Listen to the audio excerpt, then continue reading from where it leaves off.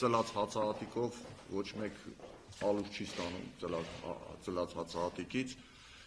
եւ պատկերացնեք ծլած հացահատիկը ոնց է ինքը, եւ կարգի հետ կապ չունի, ուրեմն կոնկրետ ցորենի կարգաբանությունը ուրեմն սահմանվում է այն գոստով, միջպետական ստանդարտով, որը որ նշեց արդեն պարոն Պետրոսյանը,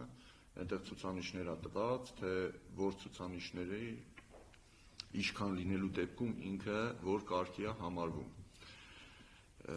Այսինքն ծլածը, անվտանգությունը եւ կարգը դրանք տարբեր բաներ են, բերեք չխառնենք իրար։ Ես եթե կարելի է անդրադառնամ այն տերմինի, որ օգտագործում եք անասնակեր, ես չգիտեմ ով է որոշել, որ անասնակեր ցորեն է ներմուծվել, այդ ինչպես է որոշվել, հիմա ես ավելի մանրամասը ձեզ ներկայացնեմ, ուրեմն ցորենի վերահսկողության հետ կապված գործում է ԵԱՏՄ տեխնիկական կանոնակարգ,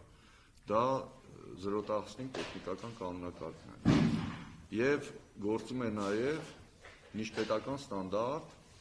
GOST 9353 2016 կարգաբանության հետ կապված ըստ նշանակության ունեցել ենք ժամանակին GOST 9353 գիծ 90-ը, որտեղ հստակ նշված է, նախ տրված է, թե ինչպես է որոշվում, որ ցուցանիշներով է որոշում, որակական ցուցանիշների մասին է խոսքը, խնդրում եմ չշփոթել անվտանգության ցուցանիշների հետ, դրանք լրիվ տարբեր բաներ են։ Ինչպես է որոշվում կարգը, եւ հստակ նշված է, որ առաջինից 4-րդ կարգի ցորենները նախատեսված են պարենային օգտագործման համար։ 5-րդ կարգի ցորենը նախատեսված է ֆուրաժային օգտագործման համար։ Եթե մի քիչ ձեր հետազոտության համար, եթե ձեզ հետաքրքրի ուսումնասիրեք ավելի, օրինակ Եվրոմիության ստանդարտները եւ այլ, այնտեղ կտեսնեք, որ նաեւ գոյություն ունի 6-րդ կարգ։ Ու տվյալ դեպքում 5-րդ կարգը նույնպես էլի համարվում է պարենային։ Բայց ցավոք սրտի 2016 թվականին դուրս է եկել այդ դրույթը, որ 1-ից 4-ը պետք է լինի պարեն, 5-րդը լինի ֆուրաժ։ Այսինքն այդ սահմանափակումը 2016 թվականի միջպետական ստանդարտով դուրս է եկել, այսինքն գիտնականները, որոնք մշակել են, փոփոխություն են արել այդ ստանդարտում, գիտնականները գտել են, որ ավելորդ է կամ անհրաժեշտություն չկա կարգի հետ կապված օգտագործման կոնկրետ ոլորտ նշել։ Այսինքն ստացվում է ցանկացած կարգի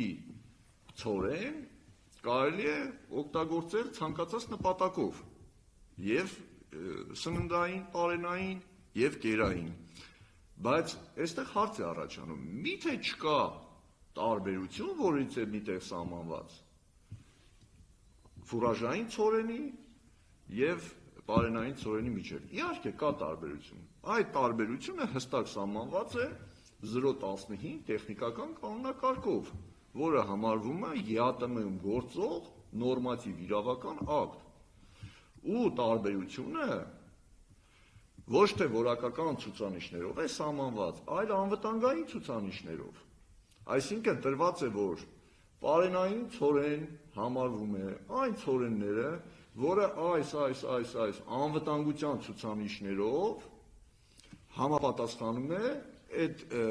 անվտանգության ցուցանիշի ցուցիչի պահանջին։ Այսինքն օրինակ պեստիցիդը մեջը պետք է լինի այսքան, չգիտեմ, ծանր մետաղն այսքան, ռադիոակտիվությունը չպետք է լինի կամ պետք է լինի այսքան եւ այլ եւ այլ։ Այդ ցուցանիշները դրանք անվտանգության ցուցանիշներն են։ Այդ ցուցանիշների